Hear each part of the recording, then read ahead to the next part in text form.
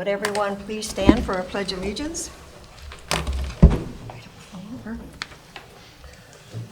Pledge allegiance to the flag of the United States of America and to the republic for which it stands, one nation, under God, indivisible, with liberty and justice for all.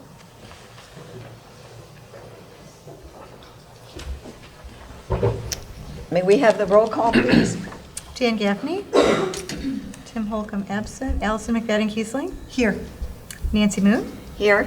Alan Panter. Here. Marilyn Pomeroy. Here. Maggie Sands. Here. Julie Meredith here.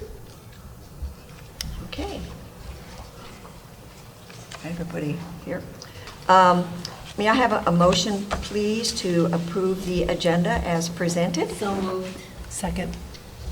A motion has been made and seconded to approve the agenda as presented. All in favor, please say aye. Aye. Those who disapprove, please say aye. Motion carried. Call to the public. Any public? Don't see any public? Okay, let's move on. Friends or staff. May I have a motion to approve the consent agenda as presented? Does anybody have any questions or comments before we do that? So moved. Second. Motion has been made and seconded to approve the consent agenda as presented. All those in favor, please say aye. Aye. Those who disapprove, please say aye. Motion carried. Okay, Friends of the Library report. Good evening. I have 4 items, please. The available balance as of this month is $31,000, round numbers, with the Friends. There was a $300 donation from the Wilson Foundation to help promote book sales. The Friends, in cooperation with the Library Planning, is going to be offering a Junior Friends membership to youth patrons for kids. There are no dues, but the individual will be expected to submit evidence of attending a program or reading a book, statement or a picture or something that would satisfy that activity. And this would allow the membership to have early admittance to a book sale, just like any other Friends of the Library stand. It will put a little publicity out there. Third item, donor view software continues to be installed and is mostly loaded, should be operational this fall. Last, the fall book sale is September 24th through the 27th. 23rd is for member preview. That's all. Thank you. Thank you, Jim. Anybody, questions, comments? Okay, Julie, may we have the library statistics? All right, the statistics are in front of you. These would be the statistics for June of 2024 versus 2025. We do have a little problem with the legend didn't show up this time, so 24 is red and 25 is blue. We're not sure why that isn't showing up, but it isn't. So. Most things are continuing to grow. There's a couple of things. Computer users are down a bit, but information questions are up, so that's nice. Downloads looks like they're down a bit. Wireless users are down a little bit. Study room usage was up. Notaries are up. Children's and teen programs are up. Adult programs are up, so more programs. So. Overall, pretty steady, though. Overall, pretty steady, yeah. Yep. I have one comment. On the back sheet, I think I saw it last time too, children and teens participants is mistyped. Oh. And I just meant to mention it last time, so I thought I'd mention it now. In one spot and not the other. Got it. Anyone else?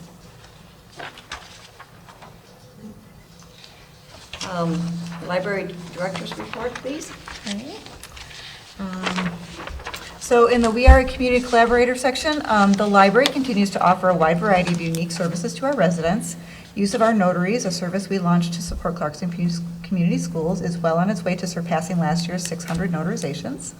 At our summer reading finale, we offered a car seat safety check. On August 29th, we will host another blood drive, a collaboration we do 3 to 4 times a year. These are just a few examples of the creative ways the library acts as a community hub, collaborating and supporting our community.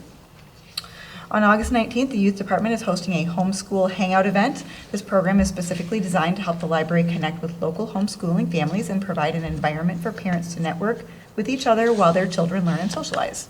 A live animal program will be the featured activity at this session.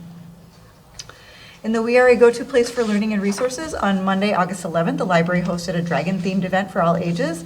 Attendees could paint a miniature dragon created on our 3D printer and snap a photo of it in front of a backdrop, create a dragon mask, participate in a variety of dragon games and activities, and sample dragon snacks.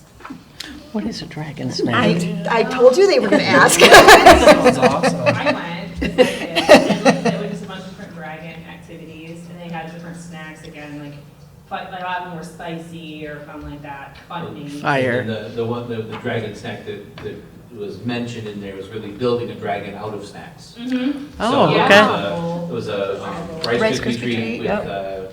fruit leather and, you know, other little things you could stick on it, like red hot candy and stuff like that. And So- eyes. then you could eat it. Eyes, Yeah. So it was its own little Yes, craft, of yeah. course. Yeah. It was really cool. Very A couple fun. examples. Very fun. I'm sure the kids loved it. I asked Nicole which thing to put on here. She's like, Yeah, "Oh, put maybe the dragon." adults loved it as well. I think so, You yeah. didn't take any from the I asked- kids though, did you? I did not. No, just, Like, I would eat it. I asked Nicole which one to put on. She said, put the dragon event on. I said, okay, I'll put that on there. I said, they're going to ask what dragon snacks are, though. It's fun because like it was an adult program and a children's program, so I got to go with my kids instead of just watching them, which was a lot of fun. Our new program, Spice It Up, held a tasting and discussion on August 12th, a spin-off of our highly successful Salt to Taste cookbook discussion group. This culinary experimentation opportunity had participants pick up a bag in July containing an herb, information about it, and some recipes to try. Then in August, a gathering was held to discuss how they used their herb, what they learned, and sample some additional uses of the chosen culinary flavor. To keep it interesting, participants do not know what the chosen spice will be until they pick up their bag. The July selection was tarragon, and the month before was cardamom. Oh, So fun. it is really fun. Yeah, cardamon's really fun, and that's Deb Tenbush. Deb and Saxony do the Salt to Taste as well, so. And We Are a Vital Organization. Nicole, Kathy, and I have been working on a project to streamline the handling of the sponsorship, memorial, donation, and wish list funds that come through the Friends of the Library. We started with a conversation with the auditor to assure appropriate financial compliance. And as part of the admin team meetings involved the library board treasurer in this process. We met with the Friends president and Friends treasurer to discuss needs and options, developed a plan, and presented it to the Friends board for approval. We are now in the process of creating the procedural and instructional documents. A training session for library staff will be held in September with the new system launching with the Friends Fall Wish List in October. The library board's portion of this new process will take place at the November meeting when budget adjustments will need to be made to incorporate this new streamlined system into the library's 2025 budget. Going forward, the library board will review and approve deposits of revenue from the Friends and disperse the funds into the library's budget lines through budget adjustments approximately every 2 to 3 months. So we'll do a little bit of a little more explanation in October meeting, so that you can kind of see what it's going to look like, and then November you'll see those. It those looks requests to for me budget like adjustments. a really great way of keeping track of the funds that the Friends so generously donate.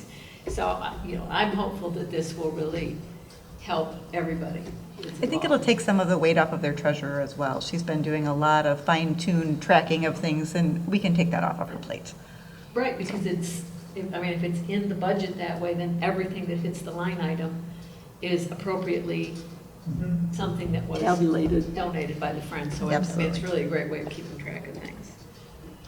At the June meeting, the library board approved a proposal to purchase Bamboo HR software. Nicole and I have completed the initial implementation process and set a timeline for rolling the service out to the staff in stages this fall. Part of the project involves transitioning our performance review process to this new software to make it an electronic procedure. Our performance review process usually occurs from September to December. Since the software seems pretty straightforward, we decided to push that back to October to December this year while we work with the department heads in August and September to develop this transition. We are hopeful that we can execute it through the software, but we'll fall back on our current paper system if necessary. So, we have a backup plan. Good idea. Plan A and Plan B. Any questions about Always any good of to have that? I have a question, Stacia. This program you have tomorrow for the homeschool hangout, have you done that before? No, this is new, so tomorrow's the kickoff for it. I think it's a wonderful idea. Thanks, I'll give the credit to Stephanie. It's her idea. And we were chatting about it before you came in, and it does look like a really great thing. Yeah. We weren't sure what was going to happen, but tomorrow, I believe she's got like 40 people signed up. 40, that's a lot. That's a good start. Yes, very good. That's Yeah, because terrific. then the word will spread probably, because I'm sure that the people doing the homeschooling are like in touch with one another through social media or something, so that's great. That's wonderful. Well, good luck tomorrow. Okay, now we are down to regular business, the summer reading program presentation. See, anyway, woo-hoo! Let me just get set up here, take a 30-second breather. When you're ready.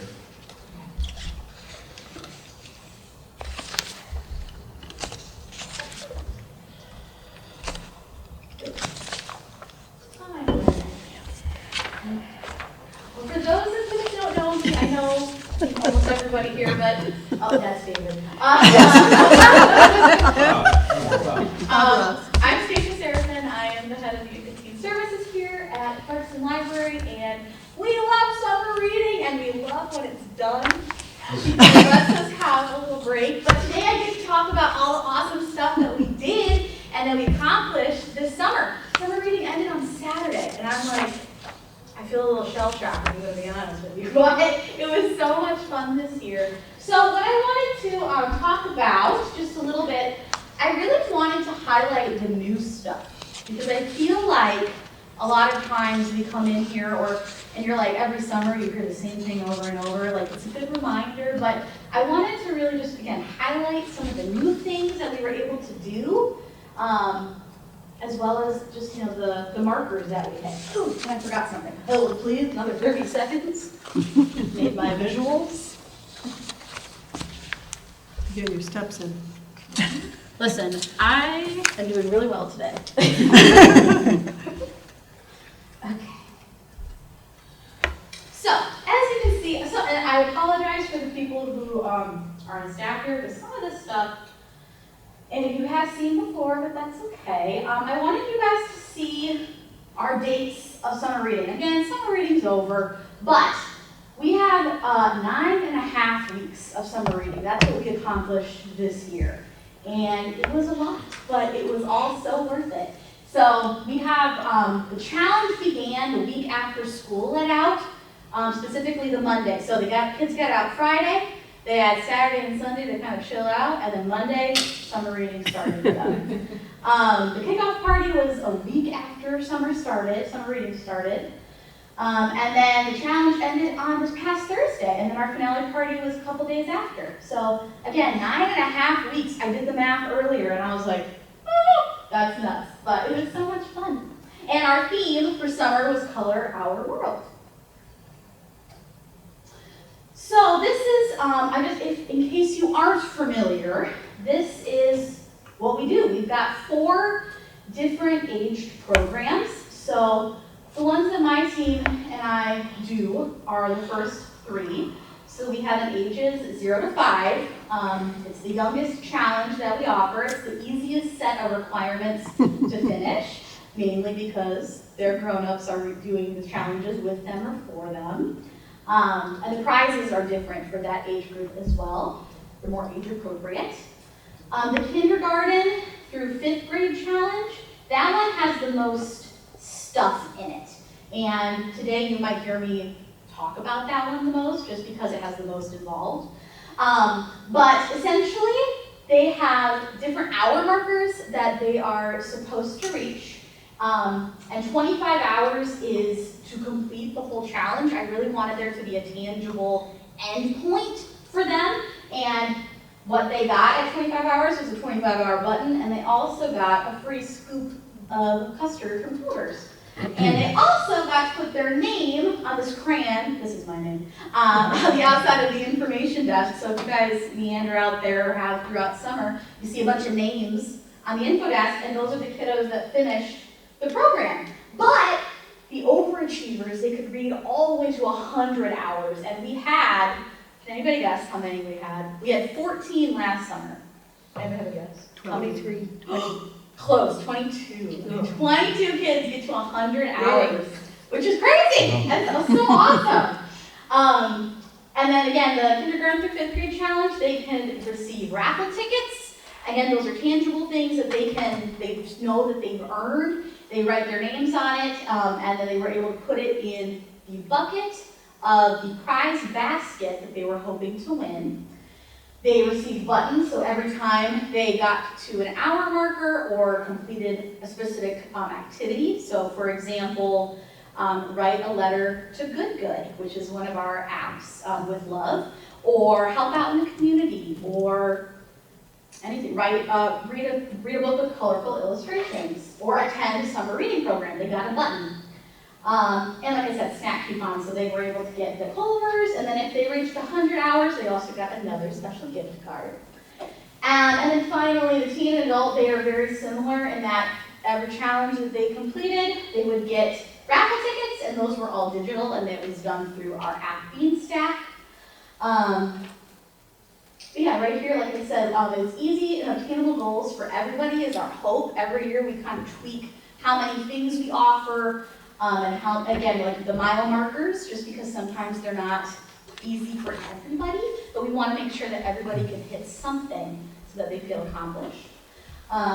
We want to make sure, especially for the kids, that they get something that they can hold, that they can feel, because just because we do things on an app doesn't mean little kids always understand like what they're earning. So that's why they get prizes and they get to write their names on things, and it's out in the library and it really feels like it's theirs.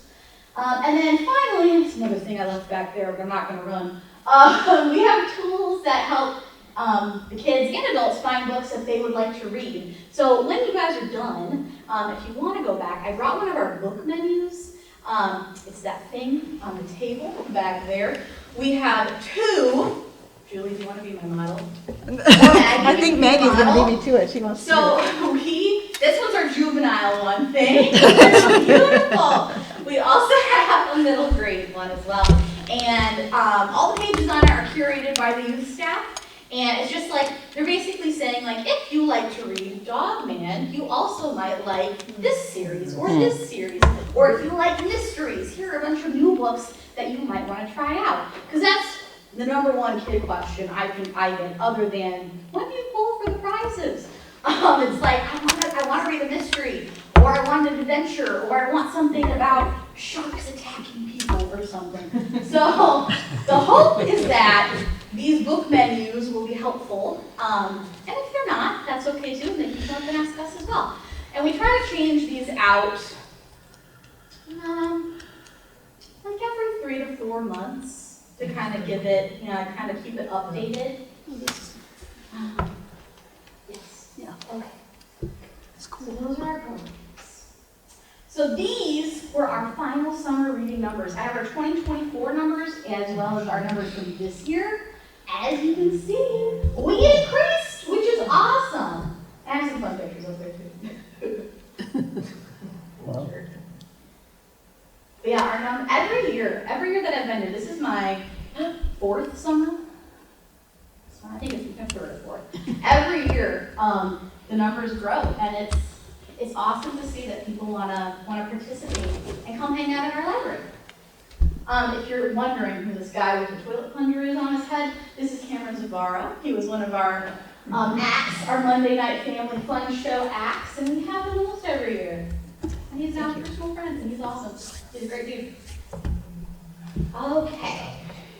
So something I wanted to then talk about for this slide and the next slide are just some of the new stuff that I was talking about.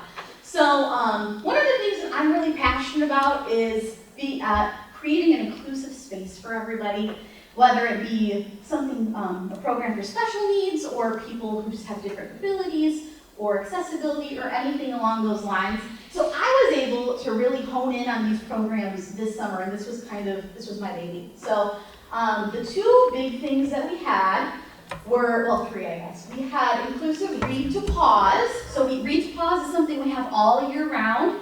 And I partnered with Jamie, one of my youth librarians, and we had an inclusive Read to Pause. So again, what that looks like, regular Read to Pause is kiddos can sign up for a 15-minute time slot and read to the dog of their choice. So this one, what inclusive Read to Pause looked like was some of our friends might have been nonverbal, or they really just wanted to have the sensory experience of petting a dog. Or just grabbing a book and then walking out, and that was okay too. So that was really cool. We have Inclusion Crew. This is something we do all year round. But it's a group for friends to socialize, craft, and make memories, and it's truly a group of all ages. Yeah, we've had people from their teens to adulthood to like 5-year-olds come, and they just like to hang out and feel like they're part of the library because this is their group and their program. But the last thing that we were able to do that was brand new this year was I partnered with Parks and Rec, and we had something called Sensory Splash. Those are the pictures all the way to the left. And it was so much fun. What we did was we essentially bought out the spray park at Clintonwood for the morning from 10 to 12 in July. And we said, hey, if you want to come, this is for people with sensory issues or accessibility issues. And we want you to know that this is going to be a safe space and maybe a more quiet space than regular, to just come and have fun. And we're going to have other sensory special things, little stations that are outside of the water park if the water park gets too crazy or too loud, which is what one of the ones on the bottom you can see. We had little sensory bins with balls and huge sponges, and we put bubble bath in it. But that was, dare I say, the biggest program that we had this summer. I want to say about 300 people come, which was insane, but it was so much fun. And it worked out really well because it was a 2-hour program, so people kind of just filtered in and out. It wasn't like one mad rush. It really spread itself out. So this was my summer, and I loved it so much. And I'm so happy that I got to experience this here at Clarkson. The other things that were a little bit different were we did a paint by number program that I found a website where you can put in a picture and you print out your own paint by number sheet, which is really cool. And this was just a drop-in. We don't usually do drop-in programs in the summer. And again, we had like 30 people come, and it was insane. And if you can see, like, these are the ones that the girls did themselves. Like, it wasn't even, it's beautiful.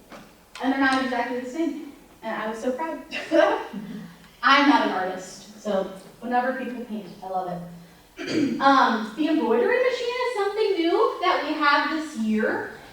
This is Kyle over here in the corner using the machine. He said that this is one of the machines that has been used the most comparatively to vault items that he has appointments for. And it's really cool. This bottom 2 pictures are Neighborhood of Stories. That's what NOS stands for. And I wanted to throw this in. This one is not new, but it's a really cool community project that we're able to partner with Lake Orion Library on. And we go to a different park every Friday. We go to either Clarkston Park or Lake Orion Park, and we all tell stories together. And we do it all summer long. So some days it's really hot, some days it's raining, but it's fun no matter what. And we always have a really large crowd. And if you can see, I just want to point out, because I love her, this is Jamie, and she made a frog headband because our theme was frogs that day. And so she wore that all day. It was so funny. I loved it so much. The last thing I want to point out on the slide is for our finale that happened on Saturday, something new that we did was we had a foam cannon. So that's why it says Foamtastic Finale. So that picture is legit. Like, that's not from the website. We took that picture. And it was so awesome. It was just so much fun. So essentially it's just bubbles that shoot out at a crazy fast rate of speed. And people got to play in that for an hour, and it was awesome. Okay, my last slide is to talk about what's the point of summer reading? Why do we do it? And I have kind of a sad statistic below there, but last year in 2024, only 24% of 4th graders in Michigan were tested to be proficient in reading. And that's a crazy number to me. Like, almost mind-boggling. So for us, we like to do things throughout the whole school year if possible, but obviously in summer the kids aren't in school. And our goal and our point is to continue fostering a love of reading, to help kids, or keep kids at or rise above their current reading levels, and to serve and be a safe space for all. So that's really what we're doing here. And again, just kind of going back really quick, if we look at our numbers, I think we're doing a really great job. Terrific job. Does anybody have any questions for me? Sorry if I'm loud, but You're loud. what is the numbers under SRP? Like he had 507 or 437 adult SRPs. What is that hours? How many people? Sorry, so summer reading program numbers, that's how many people signed up in Bean Stack. So 437 adults this year, 237 teens, 587 kindergarten through fifth graders, and 207 little babies. Which is nuts. It's awesome. Do you know how many hours people read? Or? Yeah, I do, but not at this second. I have all the info on Bean Stack. I can send it out. Yeah, I did not prepare that tonight. I'm sorry. So sorry, but yeah, I do have it somewhere on Bean Stack. Thank you for the question. Anybody else? Yes. What's the total cost of the program? Ooh, that is a good question. So we are very lucky to be supplied with funds from the Friends, from Vibe, from Bowman, and from Henry Willison Foundation. So a lot of it is sponsored by them. Without looking at my own budget, I supply about $3,000 from my own youth yearly budget. But for the parties, it's like it changes every year. It really depends on what we want to do. So if we have a presenter versus not, that kind of changes the budget. And then all the prizes, as you know, the prices of things are going through the roof as our presenters and performers. So it really depends on the year. But that's the hard number I can give you, is like $3,000 of our own youth budget. But I can look it up and give you some more. Great, thank you. How many prize packages did we deliver over the course of the summer? I knew we did it every week because we saw lots of signs in the neighborhood. Yes, so that was Prize Patrol. That is hosted by Sissy. That I don't know the exact numbers. I want to say it was 6 bags per week. I think it was, 6 to 7 bags per week. I think there's 49 total bags Yeah, that's that go out. okay. 49 total bags So over the yeah, course that's of the throughout summer. summer. I tried to get, for the 100-hour winners, I tried to get a gift card for each one of them, so there was 22 gift cards. We did 50 prize baskets for the kindergarten through fifth graders, and then we got an additional 30 gift cards as like a second place kind of thing, but trying to make sure more kids got something for participating. And then we also had a prize cart for 0 to 5 years old. And again, that kind of depend on how many activities they completed at home. So again, trying to make sure everybody got something to take home at least once. And then teens had 24 baskets plus a Switch Lite, like a little Nintendo kind of thing. And truthfully, I don't know about adult. I think it's 1 for you. Don't quote me on that one. I'm not sure. I'm not sure about adult. And David's around. All of the prizes that we give away are all from sponsorship money, so. All the prizes, all yeah, the gift cards. David W. Elliott and Bowman Chevrolet and Vibe and the Friends of the Library. The library budget doesn't pay for any of that. Yeah. So. Oh yeah, I'm so sorry. I should have said my personal budget, $3,000, is for supplies. Yep. Bubbles, a lot. I will say bubbles are a big part of my budget. Which are not part of the phone. Yeah. No. Anything else? Thank you for a great job. Yeah, thank you so much. Thank you guys for supporting me, honestly, and my whole team. Like, again, we're exhausted, but we wouldn't have it any other way. It was so much fun. And if you want, at the end of the meeting, I'm gonna leave, It's right here. It's going down. if you want to look at the book menu, I also have one of our app with love. Kids can write letters and get personalized, uplifting messages back from Good, that's the character. I left our little stand-up thing back there and have some of the buttons if you want to look at those. Is this on the website too, or just here? Okay. No, just here. And the middle school one is out by the teen lounge on, not the end cap, but the top of the stack in front of the windows, if you want to look at that one. Okay, nicely done. And you know where to find me if you have any other questions. Thank you so much. Thank you, Stacia. can rest for a few months now. Wait, go say, by December, you gotta be headed up and ready to go for the next one. Okay, we are now ready for a review of the updated circulation policy. And we have Brad here tonight. Brad Reuter, our head of technical services, is here in Chris's place tonight. Okay. You don't need the thing, I don't need that. Yeah, as Julie said, I am Brad Reuter. I'm the head of technical services here, and unfortunately, Chris Nadeau is sick today, so he couldn't be here to talk about the policy. But I'm pretty familiar with it, so hopefully I can answer any questions that you have.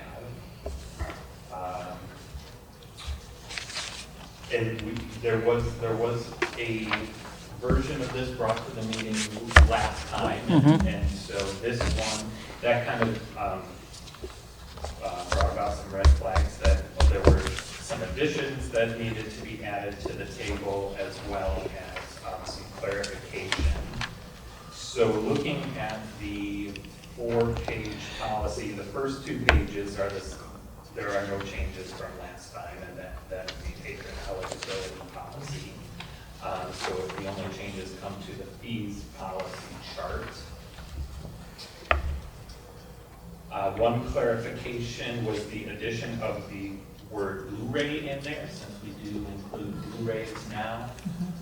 So that was included in the table.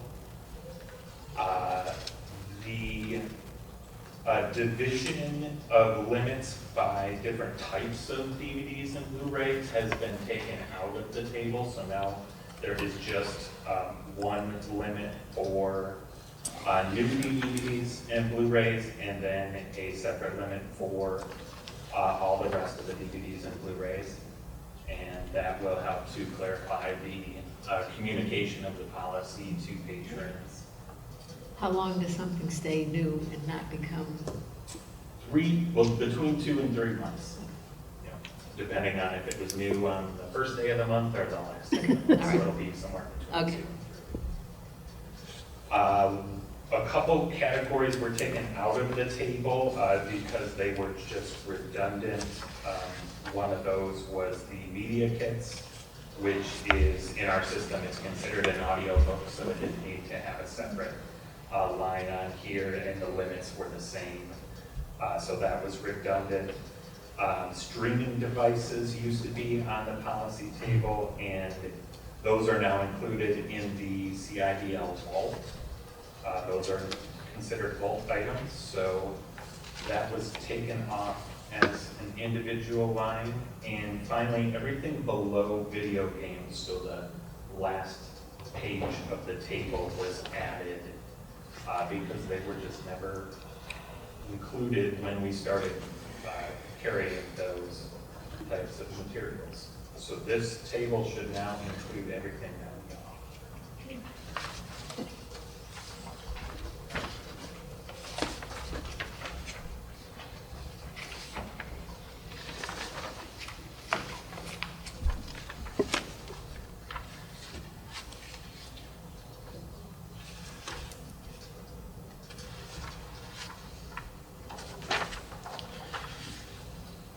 We are hoping after you have a chance to look at it, that you will approve the updated circulation policy. Question where it says hammocks. Are these the ones that the Boy Scouts Yes. put out, from back here? Yeah, so we have the poles back here, the wooden poles, that's our hammock garden, and you can check out a hammock from the circulation desk. It checks out just for the day and just for use here at the library. It's not to be taken home.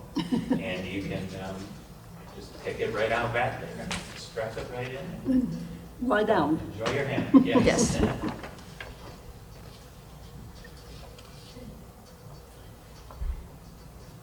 Very nice. Does anybody have any other questions or comments?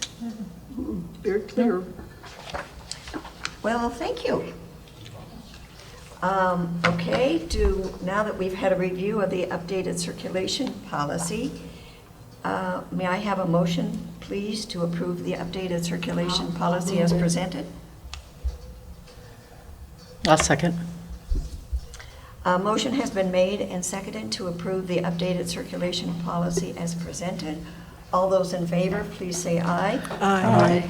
Aye. Those who disagree, please say aye. Motion carried. Nay. Say nay. Nay. Okay, say nay. Whatever you want to say. Just let me know you don't want to do it. Keeping us on our toes. Okay, we are now ready for the second quarter financial review. All right. I don't really have anything particular that I wanted to point out. I looked through, and there isn't really anything that needs adjustment at this point. Nancy was fascinated by the interest, so if you wanted to see that 665 number, she actually had me run the report to prove that it was accurate because she was surprised to see that there was so much interest there, and it is actually all legitimate. It was not an error in that number. And that is also, it comes from our brokerage account, but it also comes from the money that is swept in and out, that ICS sweep that we do. So in order to make sure that all of our money is insured, $250,000 stays in the library's account, the checking account, and the rest of it sweeps out and is placed in other banks throughout the day. And then it sweeps back in at night, the bills are paid, and then it sweeps back out the next day. So it sweeps in and out, and some of those accounts that is going into our interest-bearing accounts. And so there's interest that can be obtained through that.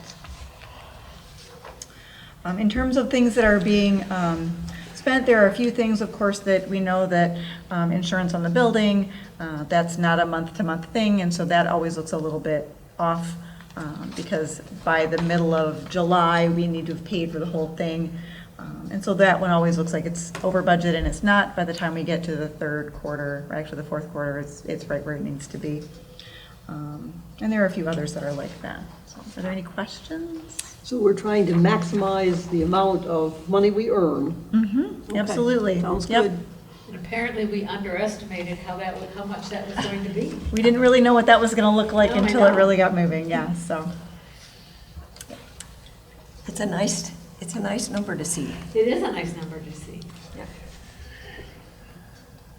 I have one question. Yes. The property tax revenue number. Mm-hmm. So thinking about that payment that we received in May, that caused a material weakness in our audit because we didn't Yep. book a receivable for, Yeah, is that money included in here?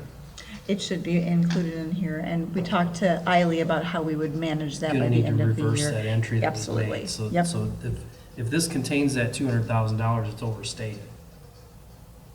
Well, I can go back in and double check. I'm not sure that it is. Okay, we would need to reverse that adjustment that they made.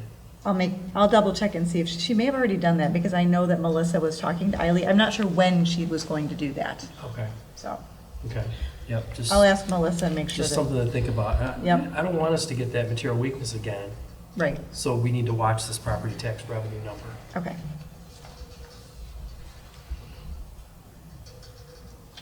Any other questions or comments? Okay, thank you. I think we're now ready for the 2026 budget approval plan. So there are a number of elements that go into the preparation of the library's annual budget, the legal requirements involving a public hearing and approval of the millage rate, which must take place by September 30th, and a public hearing and approval of the budget, which must take place before December 31st. And so I've laid that all out, sort of the list of the things, the steps in the preparation process, what those legal requirements are, and those various deadlines. At the bottom, I put the library board meeting dates, so you can see in bold, there's that September 15th date. That will be the public hearing for the millage rate. The October 13th date is in there. That November 10th date, I'm assuming we'll probably want to do the public hearing and the approval of the 2026 budget. So the handful of little things that we want to kind of squeeze in there, or slot in there, I should say. Early September, I would propose setting a meeting date for the staffing committee to review the DSLRT data. Late September, we probably want to propose a meeting, set a meeting date for the capital improvement subcommittee. Early to mid-October, we should probably have a meeting of the staffing subcommittee that would then incorporate all of those insurance rates that don't come in until usually the first week of October. And then late in October, we should probably set a special board meeting to do our budget workshop as we do every year. So, I don't know if we want to set those staffing committee meetings tonight, or if that staffing committee wants me to go ahead and reach out separately. But I do think we probably want to set that special board meeting for the budget workshop in late October.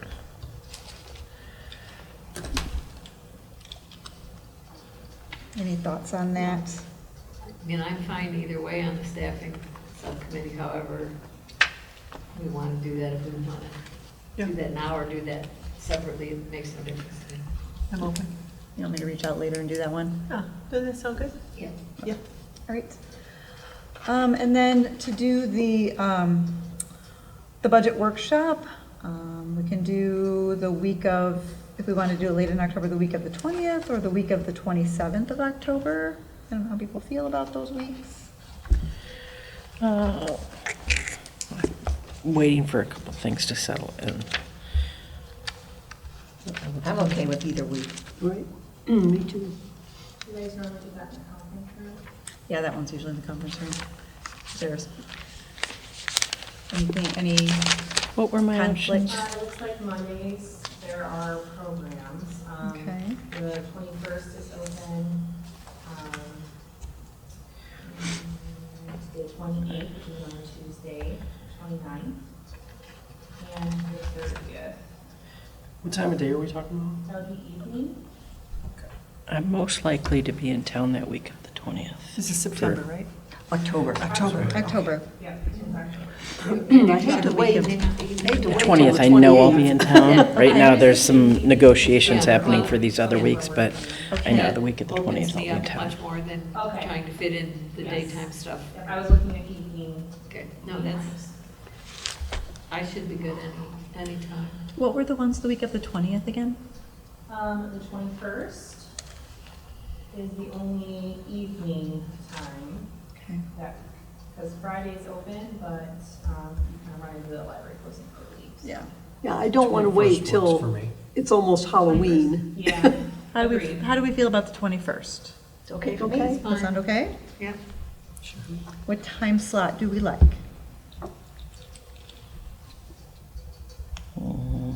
After 5. Okay. So The two of you that are working, what works for you?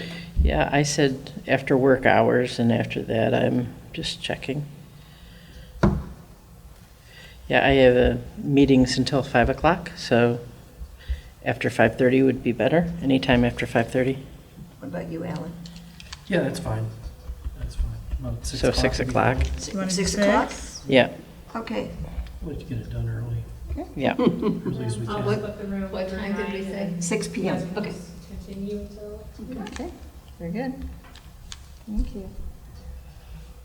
Alrighty.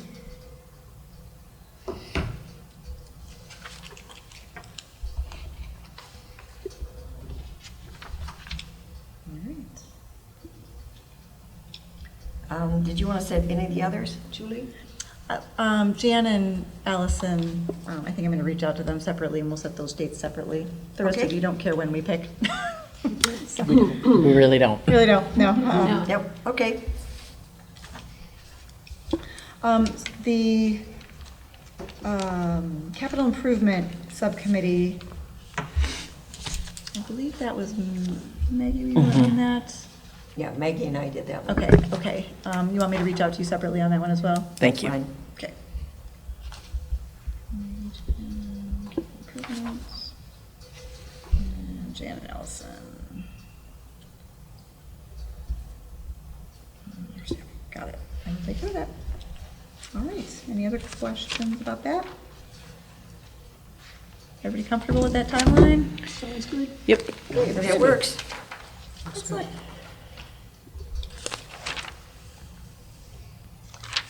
Okay, now we are ready to discuss the trunk or treat event on October 17th. So Sissy has reached out. CIDL's annual trunk or treat event has become very popular in anticipation of accommodating a large crowd. Closing library early in order to properly prepare the parking lot would be beneficial to assure a successful event. We closed the library at 4 p.m. in 2024, and it was extremely helpful for the staff and for our trunks to get prepared. So we are asking for a 4 o'clock closure on Friday, October 17th for the purpose of setting up for trunk or treat. Any questions, comments? No. We've already tried this last year, so we know that we need a little more time. Yes. Okay. May I have a motion, please, to approve a 4 p.m. closure of the library on the trunk or treat date of October 17th, 2025? So moved. Got two of them? Hey, we got it. Okay. Marilyn was waiting for that. Yes. So Whipper first, Sounds good. Allison second. Motion has been made to approve a 4 p.m. closure of the library on Friday, October 17th for the purpose of setting up for trunk or treat. All those approve, please say aye. Aye. All those who disapprove, please say nay. Motion carried. Thank you.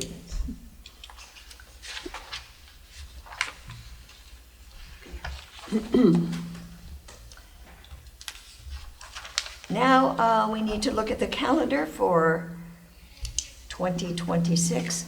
What dates the library will be closed? Do you want to address that, Julie? So each year, the library board is asked to review and approve the library's closed day calendar. The proposed calendar reflects the changes in the holiday policy approved beginning in 2025. It does not currently include a closure for staff training day, as we have not yet determined what we would like that to be for 2026, although it does include trunk or treat 2026. Sissy decided she didn't want to come ask you every year, so she got ahead of it and decided this is the official week she's doing trunk or treat. So trunk or treat for 2026 is in there. Any questions, comments, thoughts on the closed date calendar for 2026? No, we talked about it extensively last year, so I think What's that? I said we had talked about it extensively last year, so Right. Yeah. I feel pretty secure in the conversation. Is it a motion? May I have a motion, please, to approve the 2026 closed date calendar as presented? I'll move. Second. Okay. You gotta speak up, Allison. I gotta be faster. A motion has been made and seconded to approve the 2026 closed date calendar as presented. All those in agreement, please say aye. Aye. Those who disapprove, please say nay. Motion carried. Now, Julie, do you want to bring up the idea of setting the dates for our meetings for next I year? know it seems really early to be doing all of these closures does. and whatever, but the reason that we have to do this is because the staff is already starting to plan for winter, spring, meaning January to May programming. And if you don't get your stuff on the calendar, you won't have a room to meet in. So, so I have to bring this to you early to make sure that you get the space and that we're not like stuffed in a closet somewhere.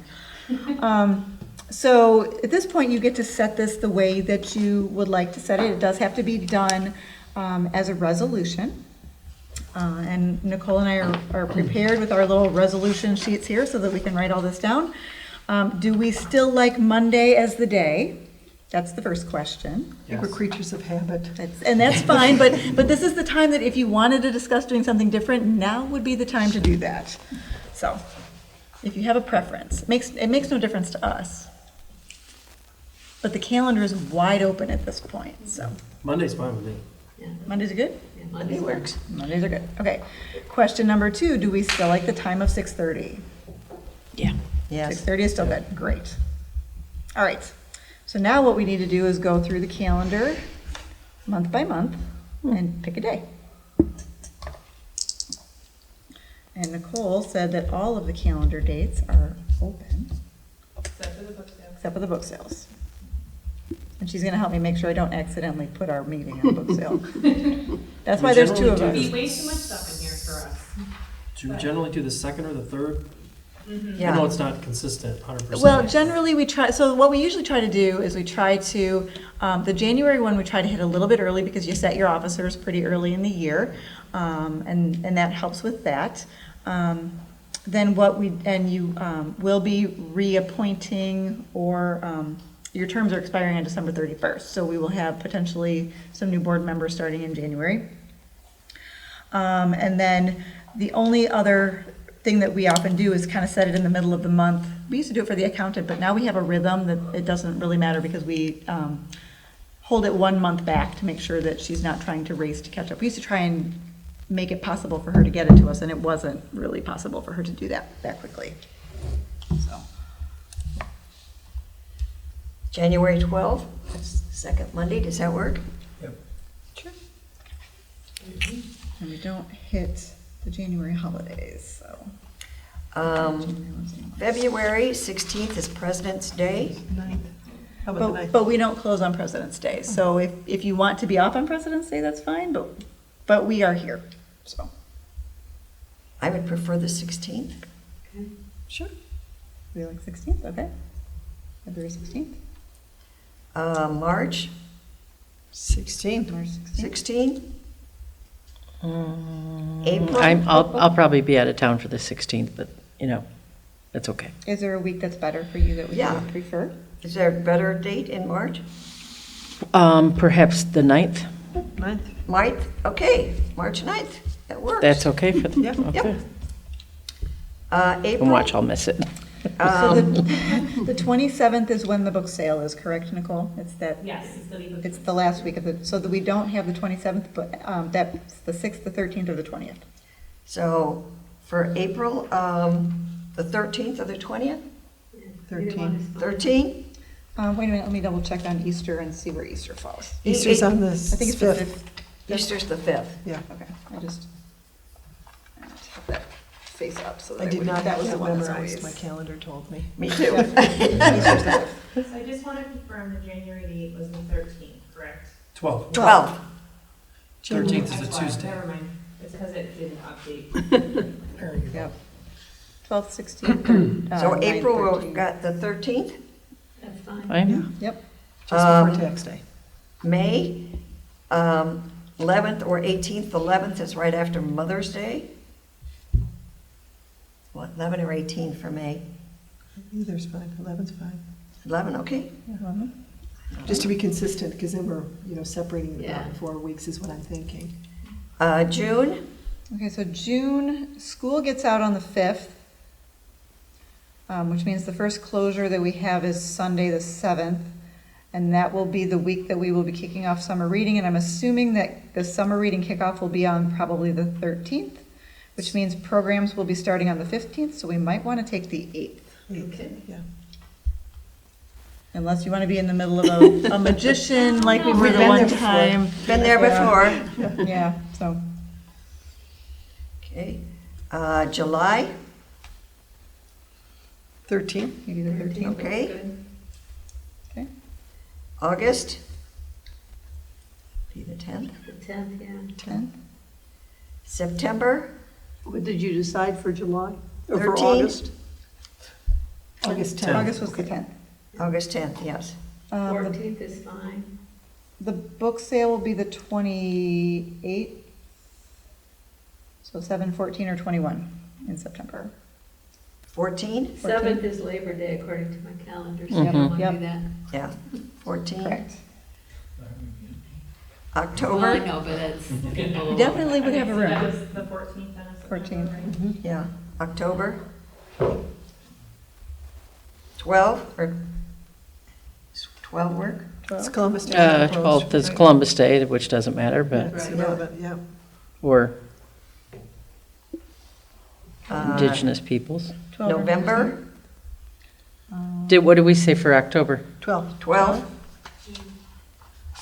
November, Thanksgiving is the 26th and 27th. so Can we do it earlier? 16. Can we do the 9th? Either the Maybe the 9th or the 9th. 16th is fine with me. Yeah. I You think want the 9 or 9th would be 16? better. You want 9, okay. Okay. December, 7, 14. 14. Yeah, that's fine. Okay. So I have January 12, February 16, March 9, April 13, May 11, June 8, July 13, August 10, September 17th, October 12th, November 9th, and December 14th. What do we have for September? September. I have September 14th? 14, yes. 14th? You said 17th, but. September 14th. Oh, I'm yes. sorry, 14th October 12, Yep. and November 9 and 14 for and December. December 14th, yeah. Okay, thank you.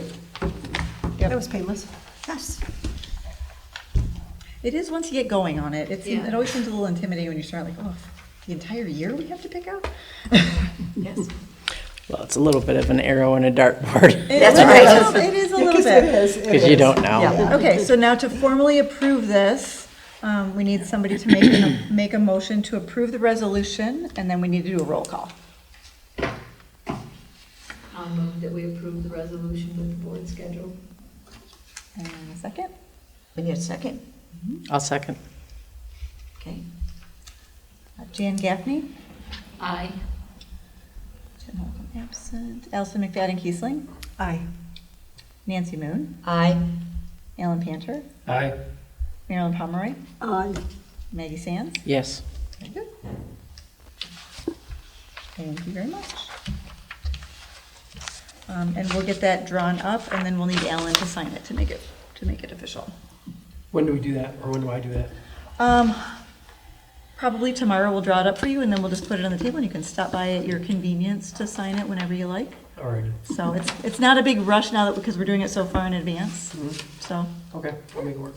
Made it a lot easier to get the dates, didn't You it? wanna copy me even on the weekend or something? Okay, now we need a review of the standards of the dress policy. Okay.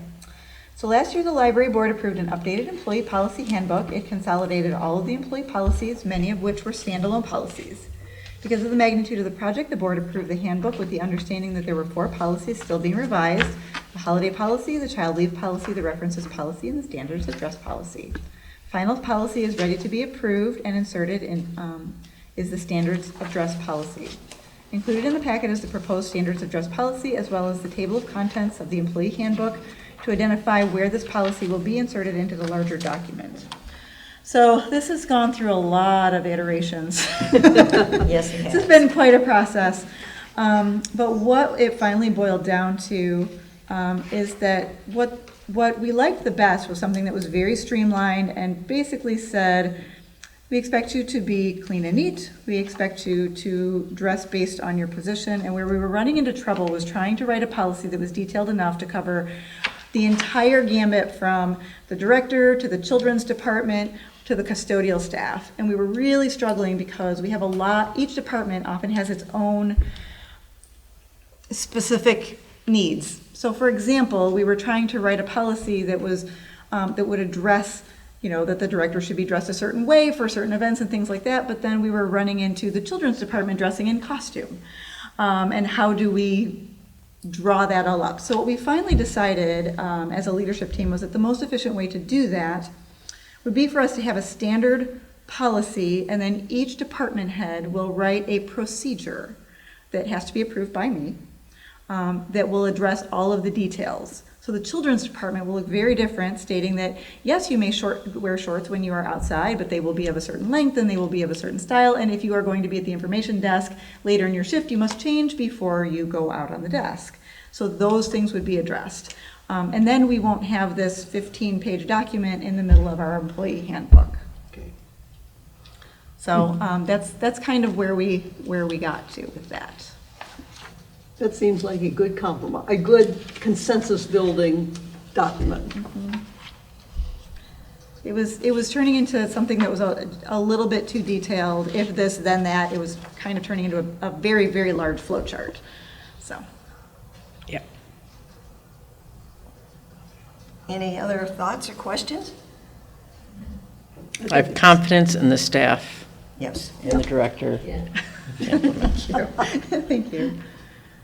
And for the department heads to know what is appropriate for their staff and what the planned activities, if that makes sense. We had a couple of departments especially that needed the ability to dress for their day. So for example, the IT department, when they're pulling cable, they genuinely need to be able to wear jeans and tennis shoes. And the staff just needs to understand that some days, some people are going to get to wear things that you don't get to wear, and you're just going to have to kind of get over it. So, but that it would be based on, their day and their department head making those decisions and making those approvals. So I think as long as the staff realizes they are the face of the library. Absolutely. And so therefore, we want a professional attitude about why we're here and what the purpose is. I think that's fine. I do too. And then it makes the watchdog for each department, the person ahead of that department. Who is the person who best knows what the activities require, so. Exactly. Right. I mean, so it should work out. Okay, we need a motion to approve the standards of dress policy as presented. So moved. Second. A motion has been made to approve the standards of dress policy as presented and seconded. All those in favor, please say aye. Aye. Those who disapprove, please say nay. Motion carried. Thank you, Julie. Thank you. And the next item is review of public policy for comments at meetings. So the library board approved a policy for public comments at meetings in August of 2023. This policy is posted on the library board's webpage and is intended to be a standard practice at each meeting. The library's attorney suggests that the library board review the policy from time to time to keep its procedures at top of mind to assure smooth meetings with consistent procedures. So essentially, mostly I put it in your packet so you'd have an excuse to read it. It's right in front of you. I think it's important to remember that you do have some ability during your meetings, for example, to set limits on the length of time. You want to treat those things consistently. You can determine, for example, if somebody wants to ask a question other than during that public comment time, that you can choose to do that. It's important to remember that when you're asked a question at a board meeting, that you can write that question down and respond to it at a later date. You don't have to answer it in that moment. You can go back and research it and get a solid answer before you do so. And that there can be a time limit. I mean, it is written right in the policy what that time limit is. It is a 3-minute time limit. We don't often have this as an issue, as sometimes we don't even have public other than friends and staff and things like that, which is why our attorney said you really ought to review this from time to time and just read it and make sure you remember what it is. Because in a moment, if you've got a room full of people, because there is some sort of an issue, you won't remember what those policies and procedures are. So, any questions about any of that? None? No? Okay. No vote needed. I'm just following what the attorney suggested that we do. But I think it's wise to review. I agree. Oh, it's a very good idea, because you forget, and should there be an occasion where we have a crowd of people here, it's good if we all know that we don't have to respond, we don't have to engage, we have to listen. We don't have to get all involved in it. We can, just kind of listen to what's being said. Somebody will be keeping track of what was said, what issues were raised, and we can address them In a thoughtful manner. at a later time. Yeah. So, and that's important, because it's so easy to get, and I've seen this happen at meetings, it's so easy if there's a bunch of people and they're angry or they're upset about something, it's so easy to get pulled into that. And So then we G- might say or do something that we shouldn't say or do. So. Yeah, G is very important. We need to hear it and then have time to digest Right, it. right. And we should probably make, if we have a big meeting, we should probably make that clear at the beginning, that the board really wants to take all the comments, but they will not respond, Right. will not answer them in this particular meeting. I think that's a good point, because otherwise they don't know the rules necessarily. Right. It's important, because their expectation may be, I want to meet an immediate response. And to give a thoughtful response, you need more Right. than something immediate. However, the board doesn't act in unison, so if an individual member of the board wants to respond to something, it's Right. as much their right. Of course. Absolutely. Yeah. Of course. And this is posted on your website, on the library board's webpage. It's the link below, the link that takes you to the listing of all of the meetings. And then it's also in that same area where you go and you can get to all of the information where we post all of the agendas and the minutes and the packets and the audits and the budgets, and all of those documents are all posted online. So this is available with those pieces of information. It's all together on the website. Okay? Okay. All right. Any other thoughts or comments? Thank you, Julie. One of those nice things we can cross off the to-do list. Now we need to have a review of purchasing chairs. Okay. So a number of task chairs in the library are still original to the 1992 building, as we talked about last month.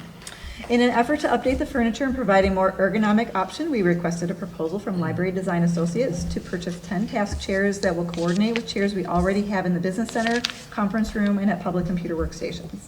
These chairs have been serving us well and will provide us with flexibility of additional chairs that work with what we already have. One of the nice things about buying chairs through Library Design Associates is if we have any trouble with them, we call Library Design and they send out one of their technicians to make adjustments to it or make repairs if need be. So that is one of the added bonuses about working with Library Design.